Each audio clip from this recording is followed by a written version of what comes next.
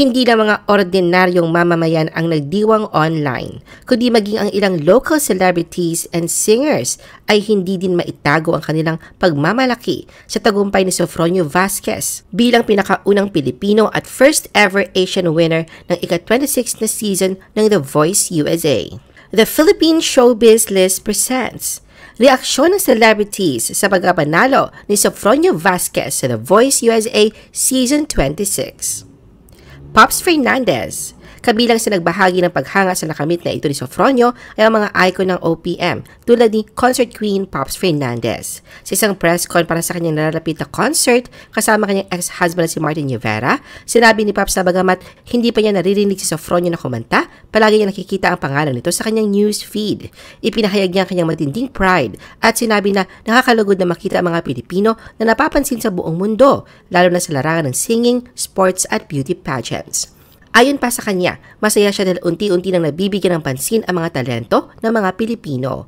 Ibinahagi ni Pops na dati ay isang pangarap lamang ang makilala sa buong mundo at mapansin sa US o kahit saan man. Ngunit ngayon, nangyayari na ito at natutuwa siya dahil ito ang patunay na mga Pilipino ay nakikilala at na-appreciate sa ibang bansa. Martin Rivera. Ang concert king na si Martin Rivera ay naniniwala naman na may personal na koneksyon kay Sofronio na ang mas malaki pang layunin ng Mindanaoan singer ang dahilan kung bakit siya karapat-dapat maging kampiyon sa The Voice. Ayon kay Martin, hindi lang dahil sa talento ni Sofronio kundi dahil sa layunin nito para sa kanyang bansa. Ibinahagi ni Martin na sila ay nag-uusap sa pamamagitan ng text noong semifinals at inisip niya ang mas mataas na dahilan kung bakit ipinaglalaban ni Sofronio ang kanyang pangarap. Inihiran tulad ni Martin ang paglalakbay ni Sofronio sa kanyang sariling pangarap na may pakita ang talento ng mga Pilipino sa buong mundo. Ayon sa kanya, para magtagumpay ngayon, hindi lang sapat ang magandang kanta at magandang boses. Kailangan mo rin ng layunin at misyon. Layunin ni Sofronio na ipagmalaki ang Pilipinas. Isang layunin na matagal nang naging agenda ni Martin sa kanyang career. Para sa kanya, ito ay isang hindi makasariling hakbang mula kay Sofronio dahil kahit hindi pa siya bahagi ng industriya ng musika, iniisip niya ang kapakanan ng iba at ang potensyal ng buong bansa. Kaya naman para kay Martin, karapat-dapat si Sofronio na maging kampiyon ng The Voice USA. Nang tanungin naman kung nagbigay siya ng mga salita ng pampatibay loob kay Sofronio bago ang finals kung saan ipinamalas nito ang kantang A Million Dreams mula sa The Greatest Showman, ayon kay Martin, sinabi niya kay Sofronio na sa dami ng kanyang mga pangarap kahit isa lang para sa sarili ang itabi, panalo na siya. Gary Valenciano. Kung mayroong sino man nakakita sa potensyal ni Sofronio bilang isang tunay na kampiyon, isa rito si Gary Valenciano. Ang kanyang kahanga-hangang tagumpay ay naging isang moment of pride para kay Mr. Pure Energy. Naging hurado si Gary V sa segment ng It's Showtime na tawag ng tanghalan noong 2019 nang maging ikatlong pwesto sa Sofronio kung saan dito niya nakita ang pagtsatsaga at talento nito. Sa isang panayam, sinabi ni Gary V na kahit hindi nanalo si Sofronio, itinuturing pa rin siyang tunay na kampiyon. Para sa kanya, bahagi ng pagiging kampiyon ang matutong tumanggap ng pagkatalo dahil ang mga pagkatalo ay nagpapalakas at nabubuo ng karakter ng isang tunay na nagwagi. Ibinahagi ni Gary V na laging may ngiti siya sa tuwa tuwing nakikita niyang umaangat si Sofronio at kapag sinabi niyang proud siya sa kanya, parang kulang na pagpapahayag yon. Para sa kanya, si Sofronio ay simbolo ng mga tao na patuloy na lumalaban sa kabila ng tagumpay at pagkatalo. Binigyang diin din ni Gary V ang kanyang positibong pakiramdam sa paglahok ni Sofronio sa The Voice at nang makita ang kanyang performance sa finals, tiwala siyang panalo na ito. Anyang isang vocalist tulad ni Sofronio ay hindi lang mahusay kumanta kundi isang storyteller. Nang tanungin kung paano makakaapekto ang tagumpay ni Sofronio sa OPM, sinabi ni Gary na ang pagkapanalo nito ay nagpapakita kung gaano kahalaga ang hard work sa tagumpay. Idinagdag niya na ang paglalakbay ni Sofronio ay isang magandang halimbawa ng mga tao na ginamit ang kanilang mga paghihirap upang maging mas mabuting tao. Ayon kay Gary, walang garantiya na mararating ni Sofronio ang puntong ito, ngunit tinanggap niya ang panganib at naniwala na makakarating siya sa isang lugar na magdadala sa kanya sa tagumpay. Sa huli, pinabati ni Gary ang kasiyahan na nasaksihan niyang lumago si Sofronio bilang artist.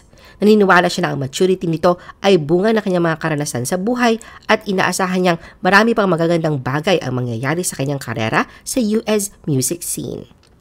Ray Valera. Matapos manalo sa The Voice USA, nagbalik tanaw si Sofronio sa naging payo sa kanya noon ng veteran singer-songwriter na si Ray Valera. Sa kanyang Instagram stories noong December 11 na may caption na Thank you Lord. Nirepost niya ang post ng isang netizen ng throwback video clip ni Ray habang binibigyan niya ng komento ang pagkanta noon ni Sofronio. Naging punong hurado noon si Ray ng tawag ng tanghalan kung saan 3 beses na sumubok si Sofronio. Una siyang sumalang noong 2016, ngunit bigo siyang mapiling finalist. Sa pangalawang pagkakataon noong 2017 ay muling sumubok si Sofronio, ngunit hanggang semi-finals lang ang inabot niya. Noong 2019, muling bumalik si Sofronio para sa tawag ng tanghalan All-Star Grand Restback. Sa pagkakataong ito ay nakuha niya ang 2nd pwesto. In a world where voices can move mountains, ang kwento ni Sofronio ay tumindig at naging simbolo ng tagumpay. Sa video, makikita at maririnig ang tila pagmamanifest ni Ray sa kanyang singing career. Ayon kay Ray, noon pa man ay nakikita na niya ang determinasyon at pagpupursige ni Sofronio para sa pangarap nito maging isang ganap na singer. Sinabi ni Ray na napansin niyang laging mag-isa ito tuwing magkakasalubong sila sa labas. Hindi raw niya maintindihan kung bakit. Ngunit naisip niya na may pagkakapareho sila. Ayon kay Ray, si Sofronio raw ay parang sarili niyang kaibigan, mentor at cheerleader na kahit mag-isa sa kanyang paglalakbay, siya mismo ang tumulong sa kanyang sarili sa lahat ng aspeto. Hindi niya ito naging hadlang para ipakita na siya ay mahusay at may ibubuga pagdating sa kantahan. Dahil sa taglay na galing at determinasyon, nakikita raw ni Ray na balang araw ay papanig ang kapalaran na magtagumpay si Sofronio, hindi man sa tawag ng tanghalan kundi sa ibang pagkakataon. Anya, hindi na kailangan ni Sofronio ang swerte sa kanyang mga susunod na pagtatanghal dahil naniniwala siyang nakatadhana siyang gumawa ng sarili niyang landas at magiging isang champion sa hinaharap. Payo pa noon ni Ray kay Sofronio, kung hindi ka mangitian ng Lady Luck ngayon, I'm sure dahil yun sa alam niya na ikaw ang gagawa ng sarili mong swerte at hindi mo siya kailangan. Because yung ganyang klaseng tao, you will always find your way. Lea Salonga. Sa kanyang Instagram stories, ibinahagi ng Tony and Grammy Award-winning singer-actress na si Lea Salonga ang isang art card na naglalaman ng pagbati para kay Sofronio. Si Lea isa sa mga hurado at coach sa unang 2 season ng The Voice of the Philippines. Sumali si Sofronio sa naturang competition noong 2014 pero walang lumingon sa kanya ni isang coach sa blind audition. Ang pagbati ni Lea isang patunay ng suporta at pagkilala sa tagumpay ni Sofronio. It's Showtime family congratulates Sofronio. Ang tagumpay ni Sofronio ay agad din na ipinagdiwang na kanyang It's Showtime family. Sa official Facebook page ng programa, makikita ang art card na may litrato ni Sofronio, kalakip ang pagbati sa kanyang makasaysayang pagkapanalo sa The Voice.